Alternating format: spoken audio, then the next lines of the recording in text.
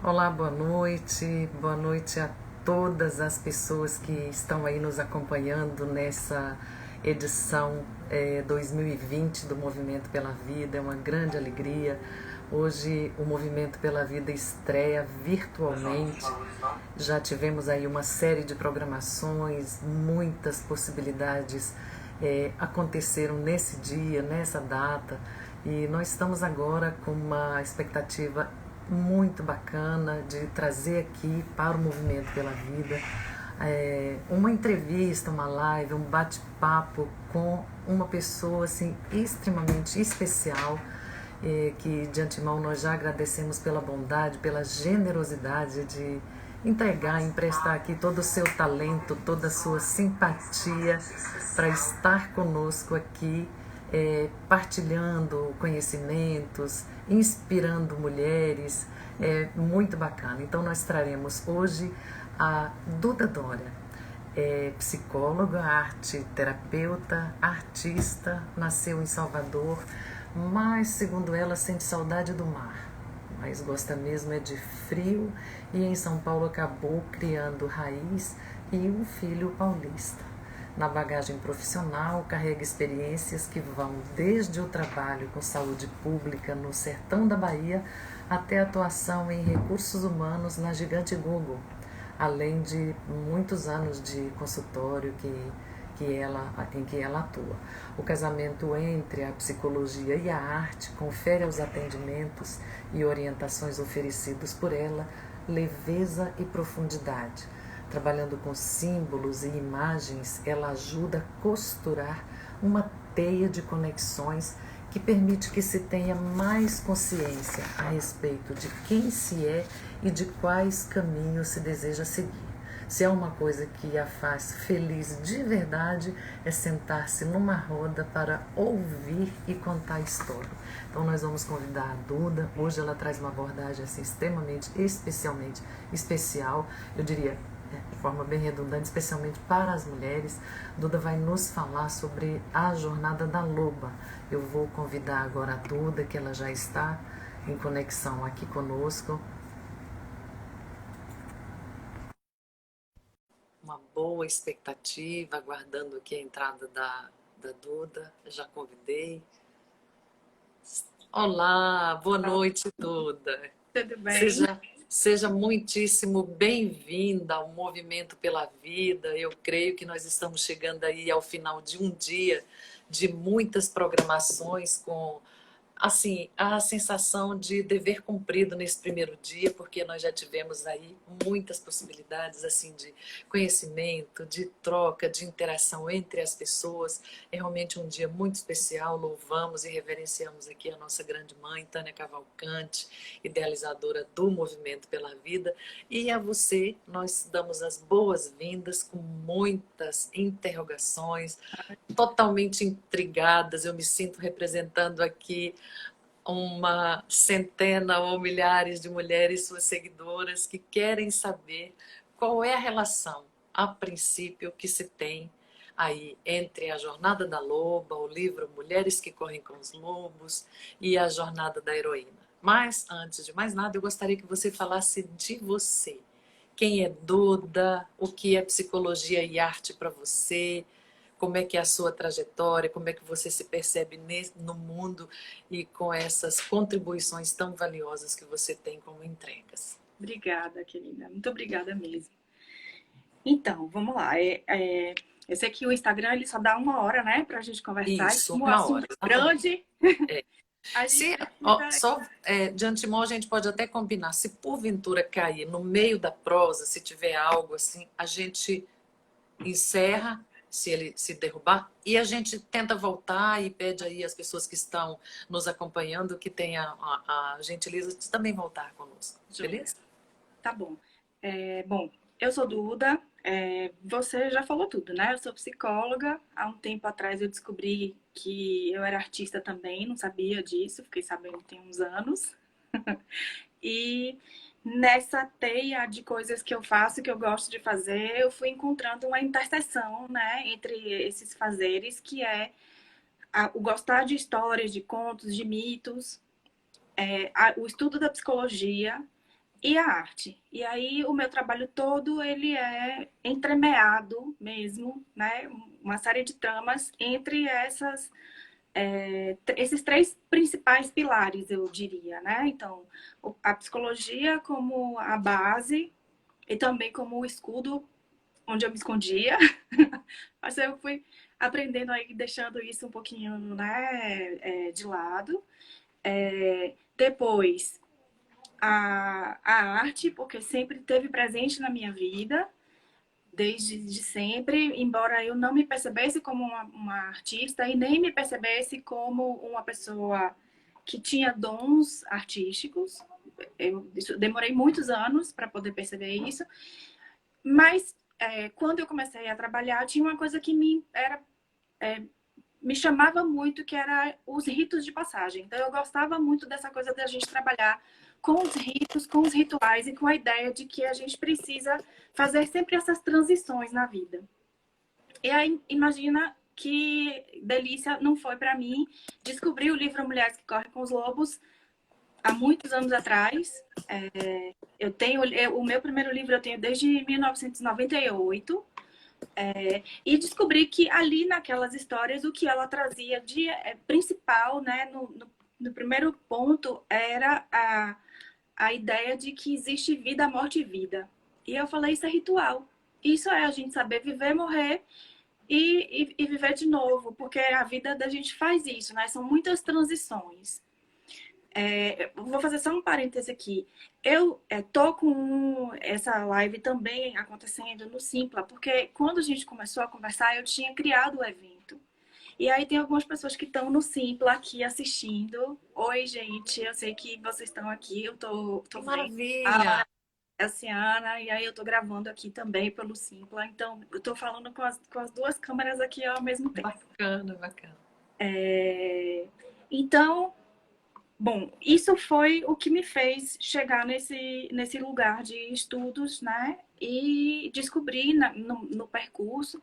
A jornada da heroína chegou para mim um pouco mais tarde, já era o ano de 2005 para 2006. E aí de lá para cá eu vim construindo também esse percurso de entender aonde é que as coisas se encontram. Porque eu vejo isso nas histórias, nos contos, nos mitos, nos sonhos das pessoas. E também nesse fascínio que esse livro tem, né? É uma coisa muito incrível. O livro Mulheres que Correm com os Lobos, ele tem uma... Agora, então, eu fiquei sabendo recentemente que ele tá sendo o segundo livro mais vendido nessa época da quarentena. Eu acho que a gente está precisando mesmo desse olhar, né, para si, para poder conseguir entender um pouco dos fenômenos que estão acontecendo no mundo através do nosso próprio filtro, né? Não acho que as coisas são possíveis de serem separadas. E aí, né, foi em 2016 que eu formalizei essa união entre a Jornada da Heroína e a Jornada da Loba em uma palestra que eu fiz que tinha esse nome, a Jornada da Loba. E aí a ideia é assim, Joseph Campbell foi um estudioso que identificou nas culturas o que ele chamou de monomito. Né? Então, assim, o monomito foi o que ele descreveu na sua obra, em especial o livro O Herói de Mil Faces. E a partir daí, então, a jornada do herói ficou famosa. Né? Então ficou conhecida passou a ser estudada. E aí a jornada do herói traz então um roteiro do que acontece no psiquismo humano e também nos roteiros que a gente vê e assiste nos filmes, nas séries. Então virou um tema muito estudado pelos roteiristas. E o Joseph Campbell, ele dava aula, e ele deu aula, assim como o Jung, ele dava aula para mulheres, em especial, tinha uma relação próxima, né, com o público feminino. E aí, uma das alunas dele, que foi a Maureen Murdoch, porque ela é viva ainda, né, a Maureen Murdoch, ela ficou incomodada com essa história de jornada do herói, porque ela via na fala e nas queixas das mulheres no consultório dela, porque ela é uma terapeuta de família, psicóloga. E aí ela começou a ver essa queixa das mulheres dizendo que elas faziam a jornada, né, chegavam num determinado lugar que elas consideravam um lugar de sucesso e sentiam um grande vazio. E isso era muito recorrente nas falas dessas mulheres. E ela então levou essa questão, né, para o professor, que era o Campbell, e aí falou: será que não cabe aí uma jornada de heroína? Não tem uma coisa diferente aí no processo da mulher? Não tem uma coisa que é um pouquinho. Que demanda uma atenção em algumas coisas a respeito do psiquismo feminino?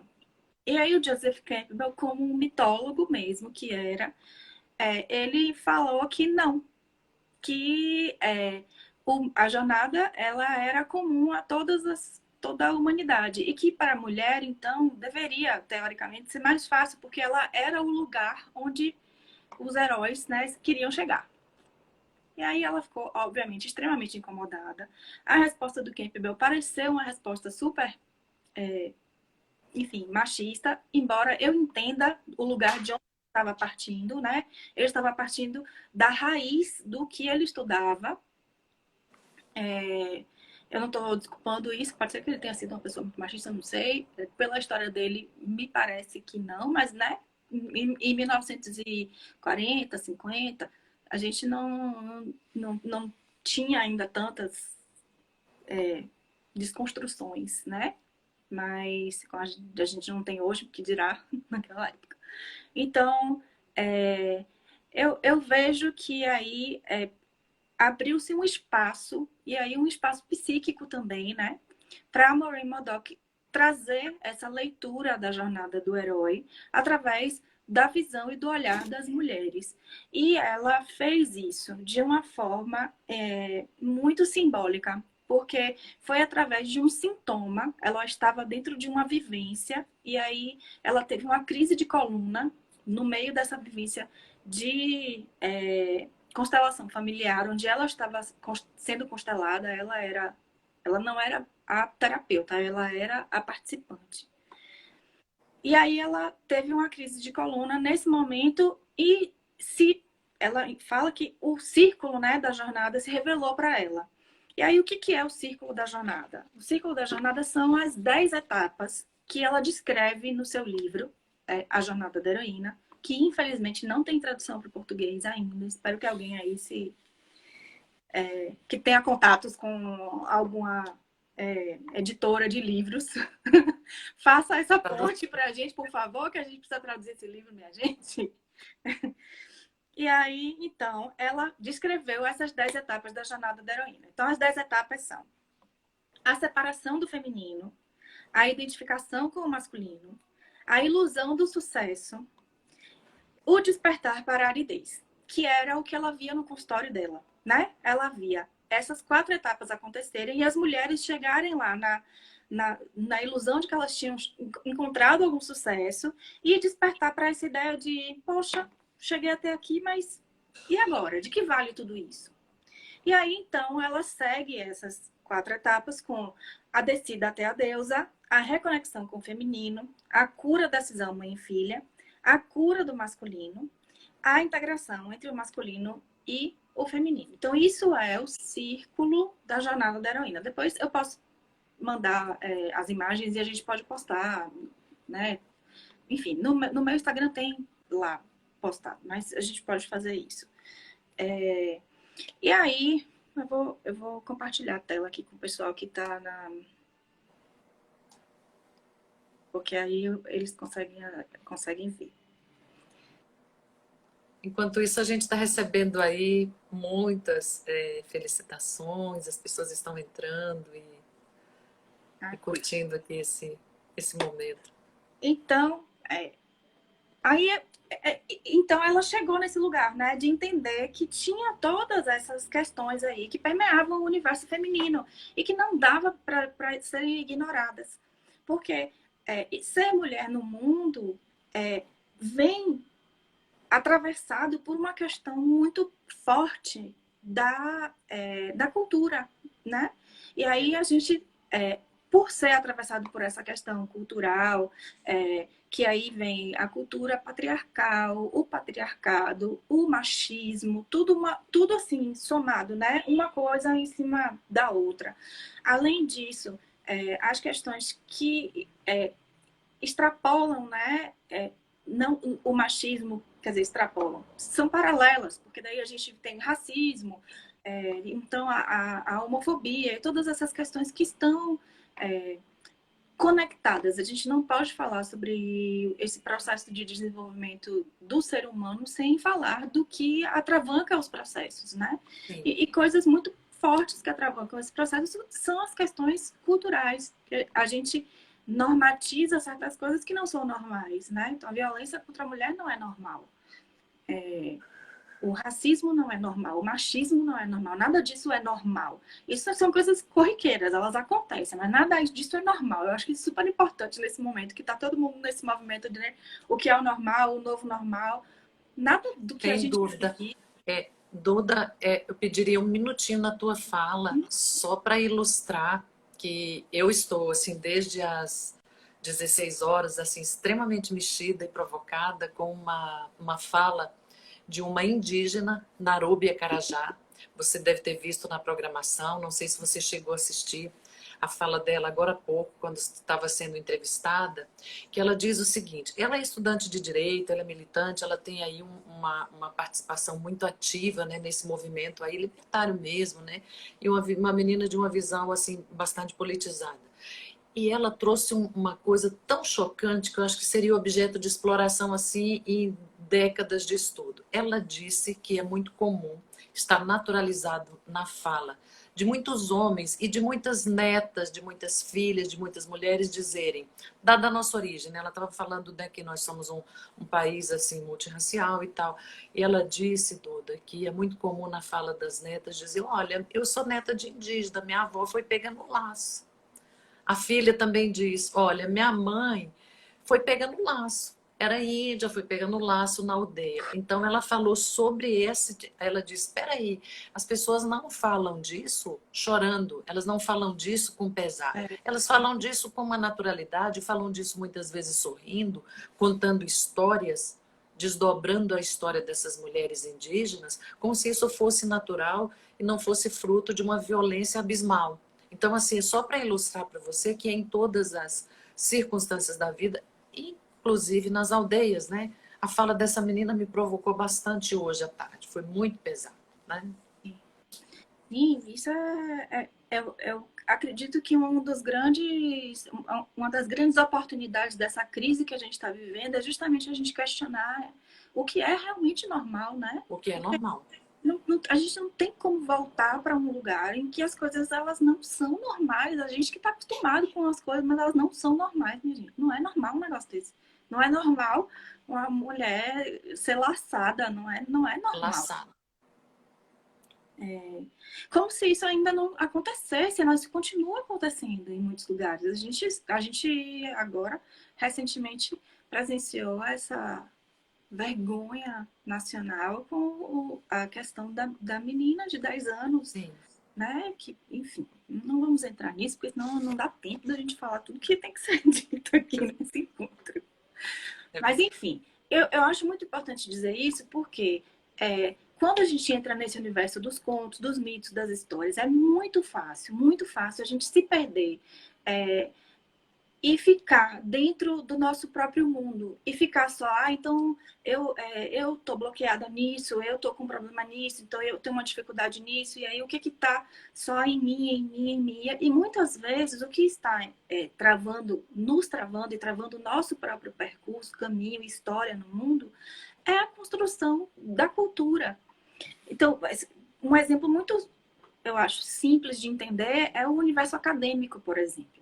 Né? Então, o universo acadêmico é um universo centrado no homem, centrado na forma de pensar masculina, centrado nessa proposição de estrutura que tem alguém que sabe mais, que são os professores, tem alguém que sabe menos, que são os alunos. E aí a gente tem que ir ali para poder conseguir esses graus, né? E esse reconhecimento é, inclusive, um dos motivos pelo qual as pessoas falam: ah, por que você não faz um mestrado? Porque eu não vou me submeter mais a alguém que nem sabe do que eu estou falando muitas vezes e vim me dizer se o que eu estou fazendo está aprovado ou não, e ganhar um selo.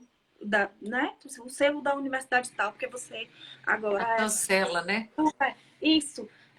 E não faz sentido isso mais para mim, né? Então, assim, se fosse uma universidade ou uma faculdade que tivesse uma forma de se organizar mais equânime e mais voltada para essa forma de ver o mundo que nós, mulheres, estamos tentando trazer, não só trazer de volta, mas resgatar, reconstruir, né? E eu acho que não é só reconstruir, é construir de novo, construir do começo. Porque não tem, né? Não tem uma universidade que não seja a partir desse parâmetro. Então a gente precisa construir uma nova. Então, eu estou dizendo tudo isso por quê? Porque eu não quero que o meu trabalho fique limitado a esse lugar do espaço em que a gente fica pensando só no que é nosso. Né? Então, assim, a liberdade de uma é a libertação de todas. Então, se eu não puder falar de liberdade que assim, abrace todas as mulheres, e aí as mulheres negras, as mulheres trans, as mulheres, qualquer ser humano que se identifica como uma mulher, que diz assim: eu sou uma mulher, então ela está abraçada, por isso que eu falo. Era esse parênteses que eu queria trazer, que eu acho super importante, que a gente às vezes esquece disso, né? Especialmente quando os movimentos eles ficam muito elitizados. Acho isso importante. Então, o que eu fiz com o meu trabalho? Voltando para a jornada da heroína e a jornada da loba. Porque eu estava já muito debruçada nas histórias do livro Mulheres que Correm com os Lobos, quando eu comecei a estudar a jornada da heroína, que foi um pouquinho depois, tinha algumas horas que eu lia alguma história e eu falava: olha, isso daqui tem a ver com aquela etapa da jornada. Aí eu falava: nossa, mas olha, isso aqui tem a ver com aquela etapa da jornada. E aí eu fui fazendo essas relações, né? Então, assim, tem um conto que está falando sobre a etapa tal, tem um outro conto que está falando sobre uma etapa tal. E aí, um dia, me deu uns 5 minutos, assim, eu falei: tem uma relação aí, eu preciso investigar qual é. Eu liguei para minha comadre, que é a minha amiga psicóloga, madrinha do meu filho, e falei: tem uma palestra para fazer, e chama a jornada. Ela falou: tá bom, vamos fazer. Quando você estiver aqui em Salvador, a gente faz. E aí eu fui, sem nada preparado, e ela me cobrou quando ela falou: você não vai fazer a palestra, não? Eu falei: vou. Vai ser quando? Semana que vem. Pronto. Aí eu fui, sentei e organizei isso bem correlacionando uma história com a outra. Então, a proposta da Jornada da Loba é a gente entender que para cada etapa da jornada, seja a separação do feminino, a ilusão do sucesso, a iniciação, vai ter uma história do livro Mulher Corre com os Lobos que aborda esse tema. Só que mais importante do que isso é entender que o livro todo é uma jornada. Algumas histórias, elas são as jornadas em si. Então, assim, tem algumas histórias que você vê a jornada acontecendo dentro dela. Por exemplo, a história da mulher esqueleto. Todas as etapas acontecendo dentro da mesma história. Então, você vê a separação do feminino, a identificação com o masculino, o caminho das provas, a ilusão de sucesso. Você vê a descida até a deusa, que aí vai ela lá, né? O pescador pesca ela. E todo o reconectar-se que acontece quando os dois estão lá dentro da cabana, do iglu, na verdade, né? Porque é uma história, eu acho que é Inui. Então, tem a ver com esses povos que são os... Ai, meu Deus, como é o nome? Tem um nome específico. Ai, gente do céu, peraí. Os esquimós. Ah, pronto. Ah, é verdade, os esquimós. É, É bem na esfera do gelo mesmo, né? Que ocorre é, toda aquela trama, né? É toda verdade. essa trama é dessa etapa. Então, a Donzela Sem Mãos é uma outra história que a gente vê todas as etapas da jornada acontecendo dentro dela. Agora, se a gente for pegar as histórias em sequência, que é muito difícil da gente ler o livro em sequência, o livro ele pede que você leia partes dele em momentos da sua vida. Então, não necessariamente você vai pegar aquele livro e ler numa sequência. O que você vai fazer é se debruçar sobre cada história à medida que aquela história salta do livro na sua vida. E aí você renova, né, aquela história, você dá vida novamente àquela história, porque você coloca a história para servir a você e ao seu autoconhecimento, né? Então, você dá vida à história. Os mitos, eles têm essa característica, essa função, né? Eles não passam de histórias, até que você se identifique com ele e a partir da sua identificação, você então torna aquele mito vivo novamente. Igual o sapatinho vermelho, né, Duda? Pois é, aquele do sapatinho vermelho Ali é pesado, né? Tem que ter estrutura, não tem? É fogo na roupa. Eu quero provocar essa mulherada toda que está entrando aqui. Quem não leu ainda, leia esse livro, adquira na versão digital, impresso, seja do que... Eu acho, Duda, assim, que a gente fica naquele pesar. Meu Deus, por que eu não me deparei? A gente sabe que tudo é seu turno, né? Tudo é seu tempo e tal. Mas a gente fica com aquele pesar. Por que eu não li esse livro antes? Você sabe que eu me lembro desse livro quando ele foi lançado. Eu não ia entender. O momento é agora, né? O momento é esse, né? Gente, eu lembro do livro quando ele foi lançado, ali de 97, 98, por ali. E eu não tenho irmã mais velha, né? Que, pelo menos assim, no meu ciclo familiar, eu tenho uma irmã mais velha, mas que não conviveu com a gente. Mas assim, eu não tinha irmã mais velha. Minha irmã mais velha era a Revista Nova, que tinha os artigos, aquelas coisas que falavam de mulheres, que eram as fontes, né? E eu vi um artigo da Marina Colasanti falando sobre isso. E olha, passou batido. Só agora, muito tempo depois, é que eu me dei essa oportunidade de chamar. Tem muita história engraçada. Tem história de gente que nunca conseguiu comprar o livro, que tenta e não compra. Tem história de gente que o livro acaba. Tem história de gente que perde. Tem um monte dessas histórias assim, interessantíssimas ao longo da vida. Eu já escutei de tudo um pouco. Mas, enfim, para mim ele chegou...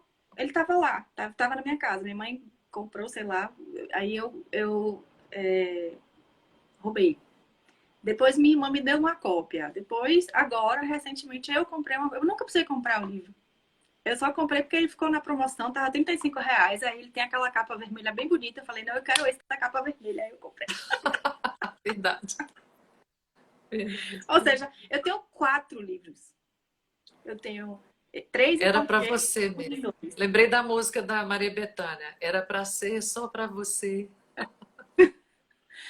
Bom, tem a Maureen Murdock, que é a autora do A Jornada da Heroína. Eu vou pegar o livro, ele tá bem ali na estante para vocês.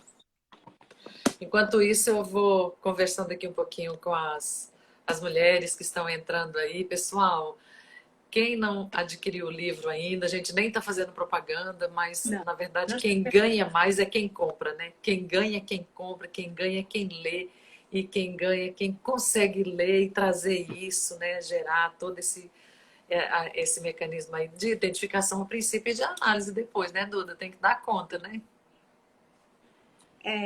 Tava na promoção, eu acho que ainda tá. Eu comprei por R$ 35 agora, há pouco tempo. Bom, então esse daqui é o livro da Jornada da Heroína, que infelizmente não tem tradução. Mas eu tenho algumas frases que eu pensei, né? Então uma frase que eu acho super importante é a seguinte. E olha que esse livro ele foi escrito em 89, né? Então ele já precisa de uma atualização para nós, na minha, né? Assim como eu acho que o próprio Mulheres que Correm com os Lobos precisaria de uma atualização, acho que a autora podia fazer isso pra gente, mas eu acho que ela não vai fazer. Também, né? Então tem uma frase dela que é assim: as mulheres têm uma busca nesse momento em nossa cultura. É a busca de abraçar plenamente sua natureza feminina, aprendendo como se valorizar como mulheres e curar a profunda ferida do feminino. Eu vou repetir, acho importante. Vale a vida. As mulheres têm uma busca neste momento em nossa cultura. É a busca de abraçar plenamente sua natureza feminina, aprendendo como se e curar a profunda ferida do feminino. Bom, na minha visão, eu percebo que o livro Mulheres que Correm com os Lobos é como, de certa forma, um pequeno manual, né? Assim, um guia que vai ajudar a gente a entender o que é ser mulher, como a gente de mulher, porque não vem pronta.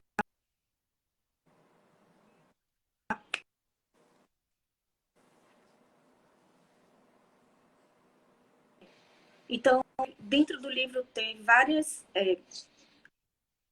indicações de coisas que a gente precisa aprender. A gente travou de novo.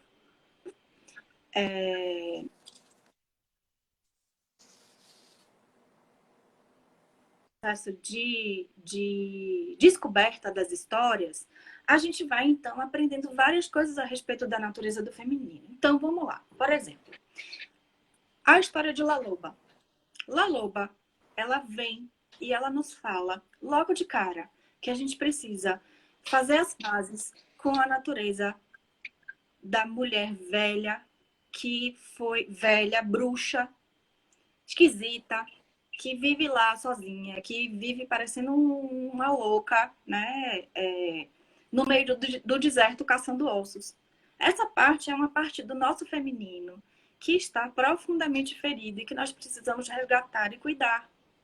Então, na hora que a Loba fala, a gente precisa catar os ossos, ela está falando para a gente precisa pegar o que o feminino ferido, que é a primeira etapa da jornada, o masculino ferido, que é a segunda parte da jornada, a ilusão de que a gente tem um sucesso, né? E aí, o que é sucesso, né? Como é que a gente define sucesso?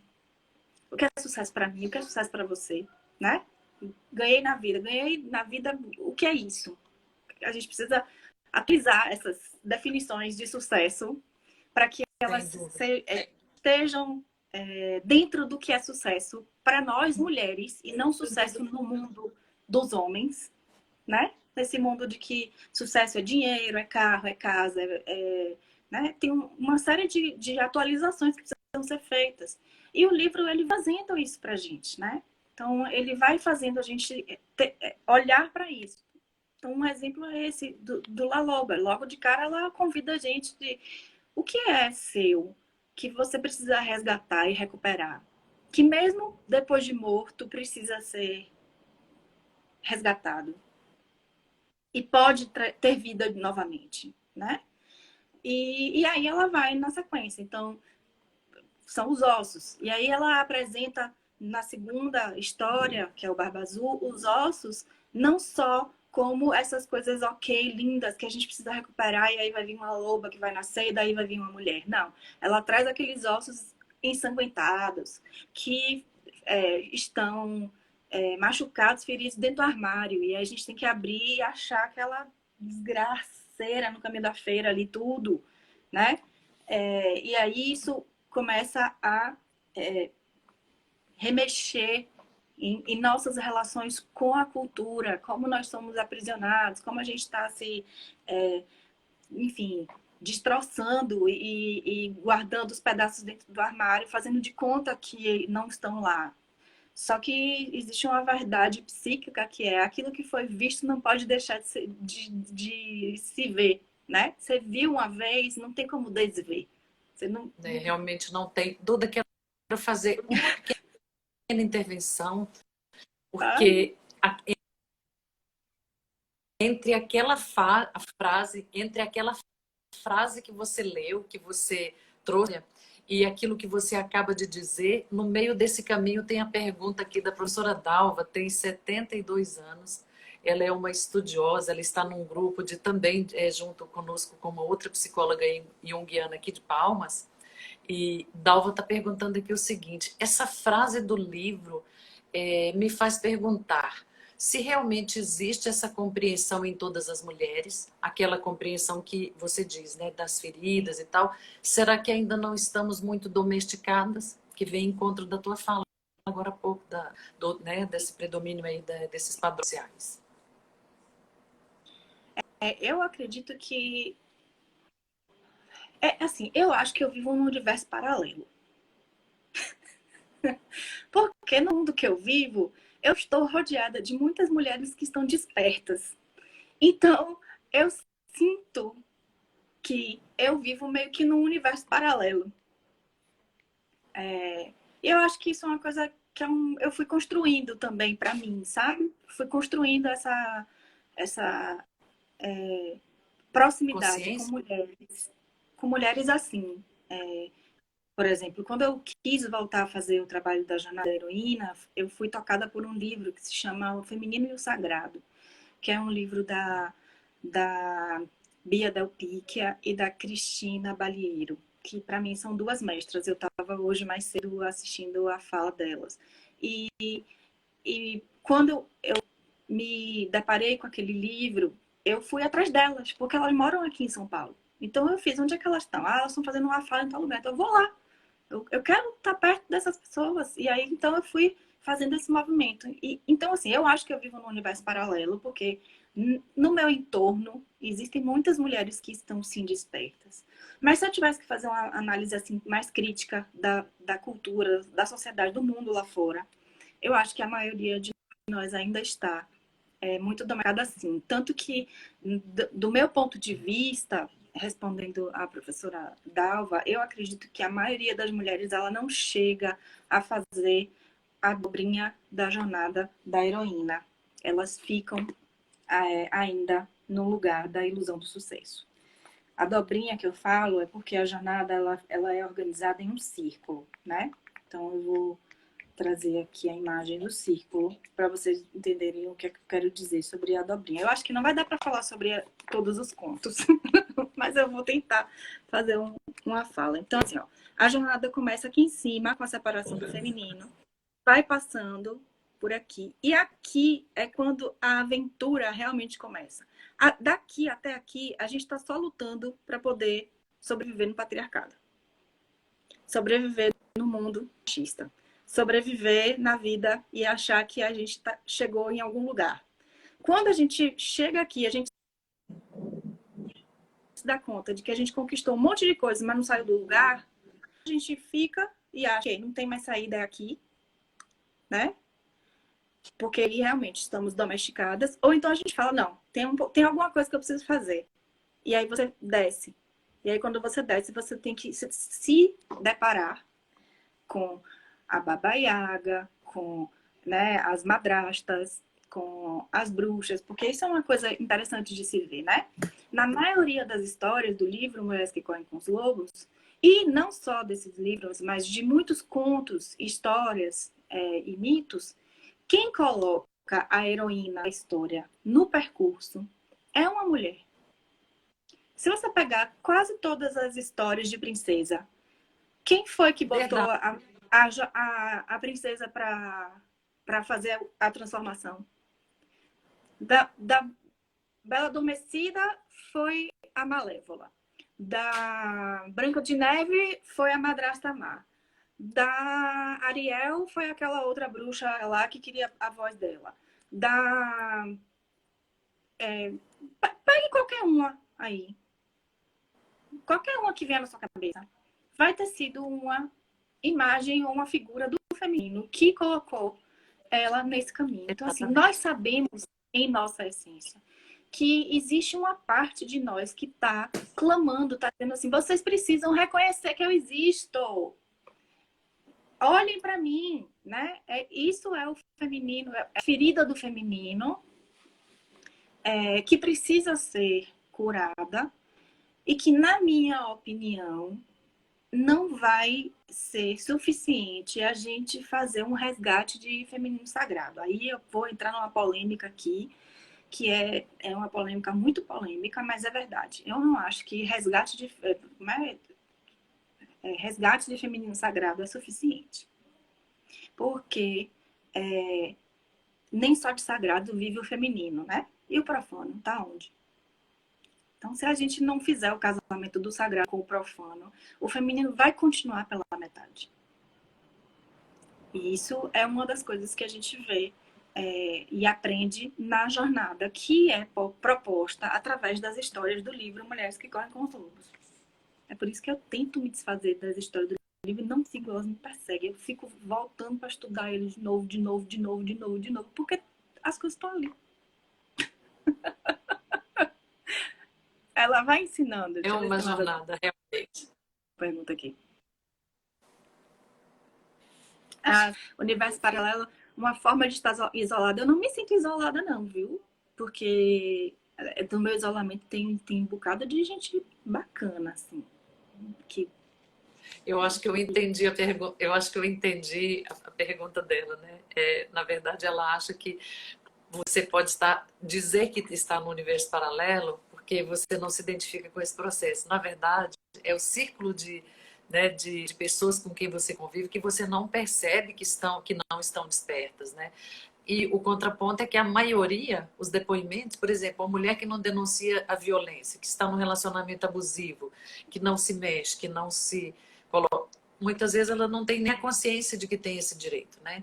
A pessoa que, tipo assim, passa uma vida inteira, trabalha, é mãe, faz 1000 projetos e chega lá na frente, a pessoa se deprime aos 50 anos, a pessoa não sabe quem é, para onde vai, se valeu a pena todo um sacrifício. Ou seja, existem milhares de pessoas que estão nesse processo, né? E essas dimensões aí do feminino, essas de autoconhecimento, a própria oportunidade que a pessoa se dá de conviver com outras mulheres, escutar histórias das outras mulheres. Esses dias atrás, Duda, eu estava comentando sobre a questão da menopausa, sabe? A menopausa é considerado um fenômeno assim que está muito ligado ao envelhecimento, né? A saída do mercado de trabalho, a mulher deixa a fase reprodutiva. E assim, uma coisa que me intriga muito é como isso ainda é tabu entre mulheres e mulheres ditas esclarecidas, como você mesmo disse, pessoas discernidas. A mãe não fala, a tia não fala, a irmã não fala e a amiga diz: eu não senti nada, eu tô bem, nada a ver. Então, assim, parece que é um processo negado. E, na verdade, é um rito de passagem, é uma situação de transição na vida de toda mulher que a gente precisaria ter um espaço de debate, de interlocução, de troca, para que a gente compreendesse um pouco mais o que significa esse rito na vida de uma mulher, não é? Sim, é que, assim, quando eu falo que eu vivo numa bolha, eu fiquei pensando assim, será que eu tô passando para as pessoas a ideia de que eu tô bem, assim, que eu tô bem resolvida, né, que eu fiz a jornada, completei o caminho? Mentira, não fiz jornada, não completei caminho, sabe? Na verdade, outro dia a gente estava falando sobre isso e eu falei, gente, a pior de todas na fila do pão sou eu, que é repetente. Entra ano, sai ano, eu continuo falando a Eu mesma lembrei coisa, dessa eu fala. continuo estudando a mesma coisa, eu continuo olhando para essas mesmas coisas, porque parece que quanto mais eu vou fazendo um trabalho pessoal, né, de olhar para mim, mais isso vai me despertando reflexões a respeito do que eu estudo, e quanto mais eu estudo, mais isso vai me levando a ir mais fundo nos processos de transformação pessoal. E isso não é fácil, não. Assim, eu falo assim, eu estou numa Não. bolha, mas não é uma bolha de mulheres que estão todas bem resolvidas e tal. Não, são as que estão lascadas mesmo, assim, sabe? Que estão Buscadoras, né, suando, Duda? Sobretudo que, buscadoras, né? mas que estão se propondo, sabe? Assim, que estão se propondo. A gente está se propondo a olhar para isso e dizer, doeu em mim, eu quero entender por quê. Eu quero fazer alguma coisa a respeito disso, sabe? Eu quero ter um sentimento de pertencimento, que aí vem, né, trazer a história do Patinho Feio, que fala sobre isso, né, de pertencer, de encontrar um lugar onde se sinta pertencente. Eu hoje me sinto pertencente a um universo de mulheres que são muitas mesmo, que estão fazendo essa busca. E eu acho que eu construí isso também. Ou se a gente pensar no círculo, o círculo de mulheres tem mais de 150 mulheres que estão querendo escutar sobre esses assuntos, né? E esses temas. É, eu Duda, tenho pessoas desculpa. próximas. Fala. O que eu ia dizer é o seguinte, na minha percepção, o próprio lugar de fala também parece que é muito recente, sabe? O lugar de a mulher ter voz e se sentir no direito de ter voz. Parece que também é muito novo, porque parece que tem uma mordaça aí muito antiga, muito arraigada, que ela vem perpassando aí as décadas, né? E agora as mulheres, elas estão pelo menos se colocando, né? A gente já ouve histórias, as pessoas já se sentem no direito de postar coisas, de falar nos grupos, de se encontrar com outras mulheres.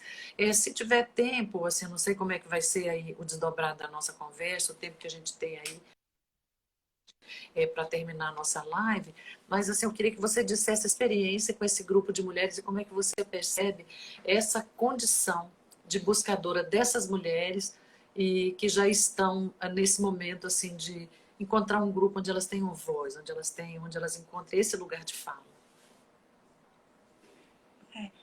Assim, eu li um livro recentemente que chama O Ano em que Eu Disse Sim. Que é um livro escrito pela Shonda Rhimes, que é a autora que escreveu Grey's Anatomy e umas outras séries de TV, né? Você pode repetir o nome do livro? O Ano em que Eu Disse Sim. Perfeito. E aí ela foi receber um prêmio e ela conta várias histórias da vida dela. E ela conta nessa história, nesse dia que ela foi receber o prêmio, que está ali, muitas pessoas parabenizavam ela por ter aberto o caminho para as mulheres negras, né? Porque ela é um fenômeno e as séries dela tratam sobre diversos assuntos e temáticas que são muito importantes e ela faz isso com maestria. E aí ela fez uma fala que ela disse assim: eu posso ter quebrado o vidro, mas eu tenho que me lembrar sempre que tiveram várias outras mulheres que jogaram pedras nesse vidro antes e que fizeram várias rachaduras para que esse vidro tivesse trincado o suficiente que quando eu fosse a minha vez de jogar, eu desse uma batida e tivesse no ponto daquele vidro quebrar, sabe? Então, eu acho que isso é muito importante. Ela escreve sobre. E eu acho isso super importante, sabe? Então, assim, estar aqui, poder falar, ter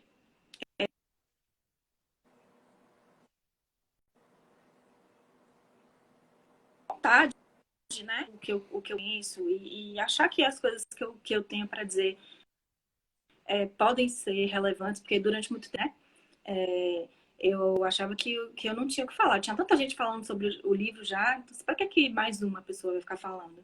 Depois eu entendi que não, que talvez a minha forma de ver seja uma forma que seja diferente, que seja interessante. Então, vou fazer esse negócio de falar também.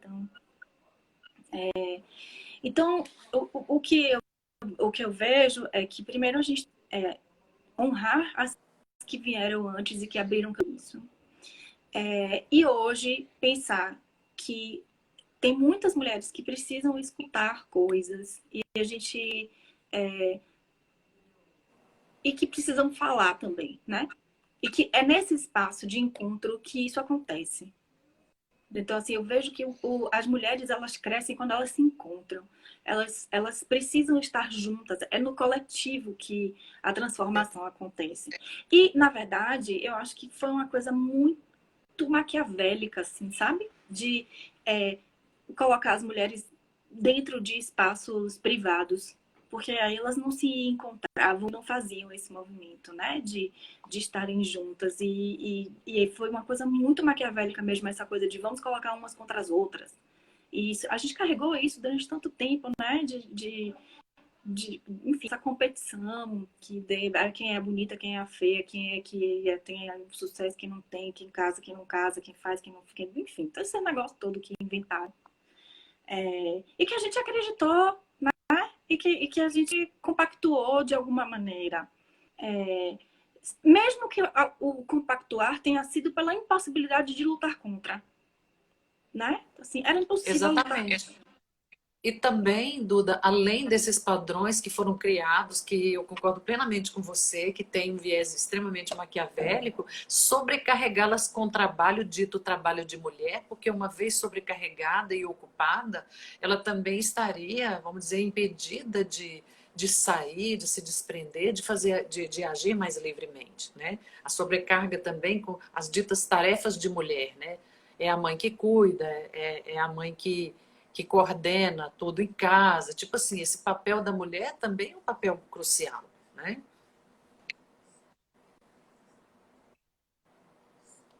Sim, sim.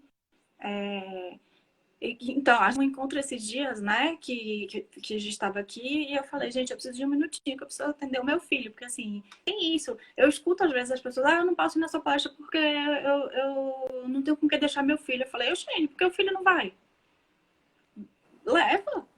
Não, não vão, não, nenhuma mulher vai deixar de estar comigo na minha palestra, na minha fala, em qualquer lugar que eu esteja, porque ela tem um filho. Até porque, se for assim, nem eu vou. Porque se eu não puder levar o meu também, quem vai ficar com ele? Então eu tenho que levar. Então, ou ele tá junto para eu poder fazer as coisas, ou então não vão acontecer. E isso Exatamente. é como é. Ainda mais agora que não tem escola. Então, sim, ele aparece lá. Ele não tá aparecendo hoje porque, por acaso, ele tá com um amiguinho. Senão ele estaria aqui. Enfim, eu acho que eu não consegui, de fato, a correlação entre o livro e a jornada, mas pelo menos eu acho que deu para ter uma ideia de que isso é possível, né?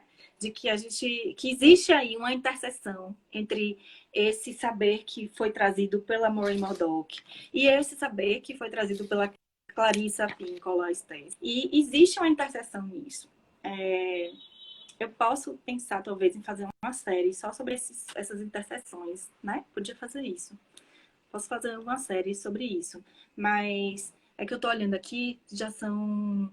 Faltam 9 minutos, eu acho, para acabar a live. Então, eu queria amarrar assim, algumas coisas para deixar, né? Então, deixa eu ver se alguém falou mais alguma coisa aqui. A doutora Dalva falou: o ano em que eu disse sim, o autor é a Shonda Rhimes. Depois eu escrevo: é Shonda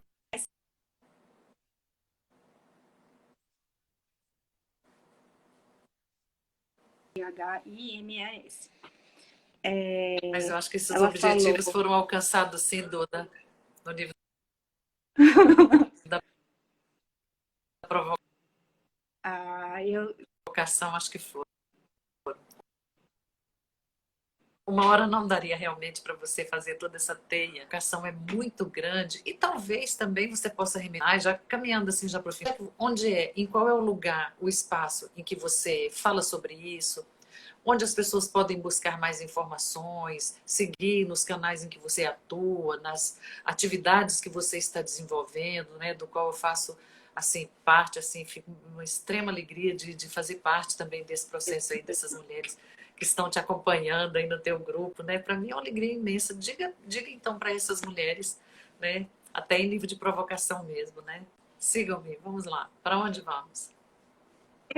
eu falo no meu Instagram, principalmente, né? Eu acho que é o canal principal onde eu falo no Instagram. E também no YouTube. Eu tenho um canal lá que tem desde 2016. Travou ou vocês estão me ouvindo? Desde Travou um 2016 pouquinho, agora. mas eu estou te ouvindo. Eu estou te ouvindo. Eu fiz a leitura já livros de Mulheres que Correm com os Lobos. Eu fiz 2 séries Jornada da Heroína, minisséries, que estão lá no YouTube também. Agora, nesse momento, eu dei uma pausa de Instagram, porque com todas as atividades que foram pré-jornada em busca do amor, né, da Jornada da Heroína, eu tomei um tão, me cansei. Aí tô tirando umas férias do Instagram um pouquinho, mas já já eu volto com mais conteúdo e coisas, porque também tem isso, né? Você tem horas que não dá para manter todas as coisas. Então, algumas coisas ficam um pouquinho em stand-by. Então, se você for agora lá no meu Instagram, você vai ver que tem umas semanas que eu não posto nada. Mas daqui a pouco eu volto a postar de novo. No YouTube tem bastante material mesmo, assim, desde desenhos de mandalas e contos, né? Porque eu fiz 20 mandalas sobre 20 deusas, contando a história de 20 dessas deusas. Inspirada na Cris Balieiro, que estava aqui nesse instante, não sei se ela ainda está assistindo. Por sinal, assim, a pessoa a quem eu devo a minha construção como artista é a Cris. Já falei isso para ela. Então, tô nesses lugares. Não sou uma pessoa acessível do jeito que dá, sim. Respondo todo mundo. Costumo responder as pessoas. Pode demorar um pouquinho às vezes. Mas é isso. A jornada aí, o livro para colocar a gente. E no momento eu estou fazendo a jornada em busca do amor, que você está participando, que está sendo muito legal. Estamos numa construção bem intensa. É isso. Não sei se eu consegui responder a todo mundo. Eu acredito que sim, Duda, e acredito que a gente alcança o objetivo cada vez que a gente vai ao encontro das pessoas, cada vez que você lança sementes, cada vez que você provoca, até porque esses dias atrás a gente estava comentando, né, sobre a ideia de tudo perfeito, de tudo redondo, parece que é um lugar que não existe, mas desde que você comece a semear. Dizem que quando é a própria Clarissa, né, que diz que quando uma mulher vive, as outras também vivem, né, porque você acaba inspirando pessoas. Então eu creio que o nosso objetivo é alcançado à medida em que as sementes são lançadas, em que você provoca mulheres, em que você traz parte desse conteúdo, dessa proposta de vida que você traz, e a gente consegue trazer isso para as pessoas, né? Compartilhe com amorosa certeza de que nós estamos aí na busca e certamente nós haveremos de nos encontrar e encontrar objetivos mais significativos para a nossa vida, né? Então eu te agradeço muitíssimo pela disponibilidade, pela generosidade, por toda essa bagagem, essa baianidade linda que enfeita o mundo, que encanta as suas seguidoras. E eu diria a vocês, meninas que estão aí, alguns meninos também, que amanhã estejam conosco a partir das 9. Nós vamos entrevistar Meire Maria Monteiro. Meire Maria Monteiro estaria para Palmas, como Ana Botafogo estaria para o Rio de Janeiro. É uma bailarina, é produtora cultural. Meire Maria é uma pessoa que tem um ativismo incrível em tempos de pandemia. E na sequência, nós teremos lives, atendimentos individuais, muitas palestras. É um dia também, amanhã, de muitas programações. Tem o Al McAllister, que vai fazer a subida ao portal, as meditações do Ho'oponopono, às 16 horas. Tem a Gisele Almeida, vai fazer ao meio-dia. A gente vai entrevistar sobre análise transacional. E por aí vai. Tem muitas outras coisas, vocês podem acessar a programação. Duda, eu te agradeço mais uma vez, imensamente. Eu creio que nós estamos no caminho certo. E, pessoal, sigam a Duda. Vá lá no YouTube, a série de vídeos da Jornada da Heroína está maravilhosa, está encantadora. Tem no IGTV. E é tudo de bom a gente poder participar disso. E no IGTV. Você queira rever alguma coisa, né? Essas pitadinhas aí que a Duda fez de provocações. Até a professora Dalva se sentiu provocada, né? Então tá bem. Um grande abraço, uma boa noite para todos e permaneçam conosco aqui no Movimento pela Vida. Até amanhã. Até. Tchau. Tchauzinho. Beijo, Duda. Beijo. Saiu.